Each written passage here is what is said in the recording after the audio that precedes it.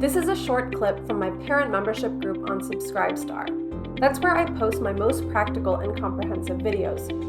Once a month, I address common questions in the form of a topic video, and I also run live monthly Q&As where parents can submit a question and briefly talk through their situation with me. Please check out my Subscribestar to learn more about the different subscription levels.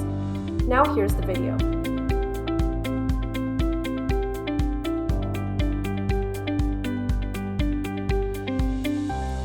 Lastly, we're going to talk about parents who may need to actually step back and mind your own well-being and take care of yourself. So I find these are the kinds of parents who naturally tend to be worriers. They might be like the worst case scenario people. So people who are always thinking about what could go terribly, terribly wrong.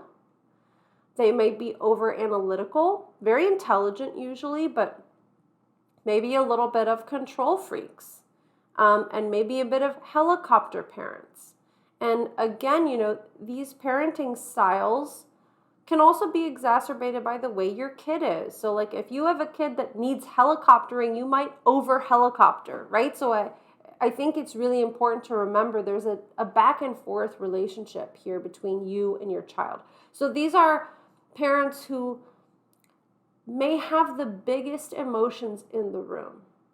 What I mean by that is like if you find that every time you talk to your kid about gender, you're the one crying hysterically or pleading with your child or begging them not to do something, and your emotions are so big and so overpowering that your child is maybe walking on eggshells around you, and they're the ones tiptoeing around you, this might mean you need to step back.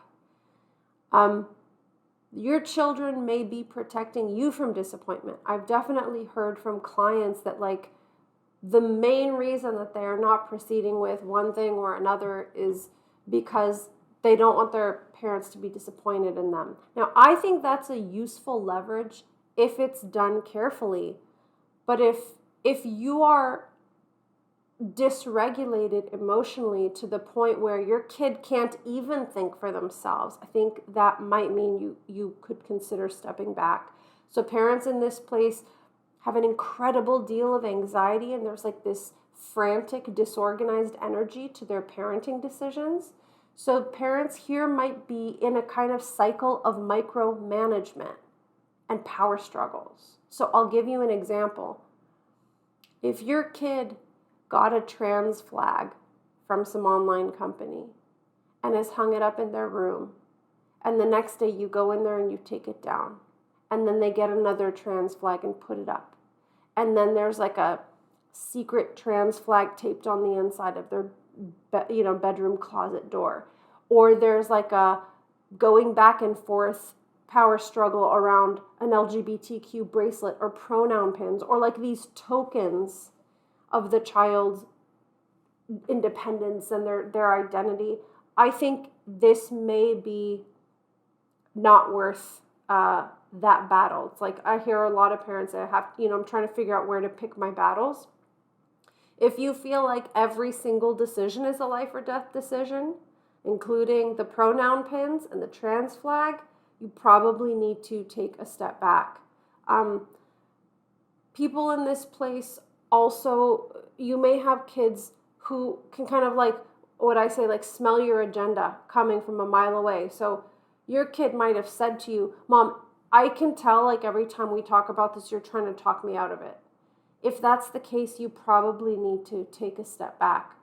And if you have an older kid or a kid who's been identifying as trans for a long time and they're still, let me say this.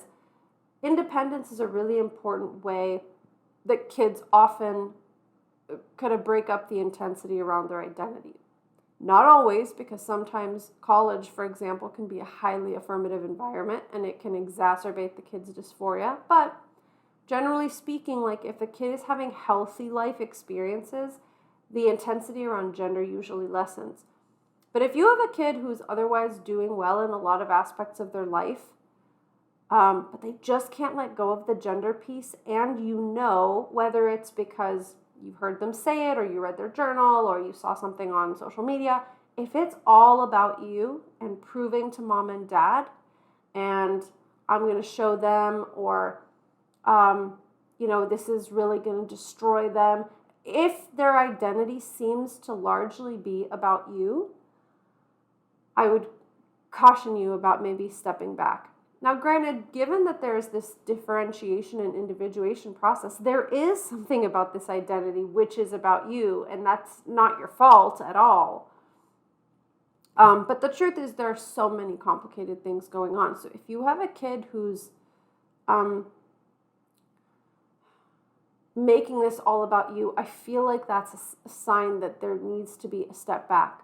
I also think if you have a child who's actually doing pretty well and they're adult and they're doing really well in college, or they're making incremental progress and they seem to be doing well, and you still feel like every moment is life or death, then I think it's time to take a step back. And I just want to kind of be clear. When I say take a step back, I mean you need to take care of yourself. I don't mean you should berate yourself or accuse yourself of anything. I mean, you have been under incredible stress for probably a long time, and it's a great idea to tune in with when was the last time I felt like a real person? When was the last time I felt engaged in something I was doing, in a hobby that existed before my ROGD kid or even before I had kids? At our retreat last time in March, when we were talking with the 18 and ups, this was a really important theme. What makes you a person? What brings you joy or fulfillment or meaning? And have you completely lost that? And you might have lost it when you had kids. It's not because of ROGD necessarily, but a lot of people, feel like they lose parts of themselves when they become a parent and their life becomes about their kids. So this is a really important time to take a big look at what's going on and find a way to reconnect. That might mean through some parent coaching. That might mean through getting your own therapist. That might mean through kind of reigniting some of your passions or hobbies or going back to school, or I have no idea, but this is really a time to do that. So we will leave it there for now, and I look forward to seeing some of you guys in the live Q&A. If you found this video helpful, you'll want to join my parent membership group, where you'll find a lot more depth and detail, along with practical parenting advice. The link is in the video description below. Thanks for watching.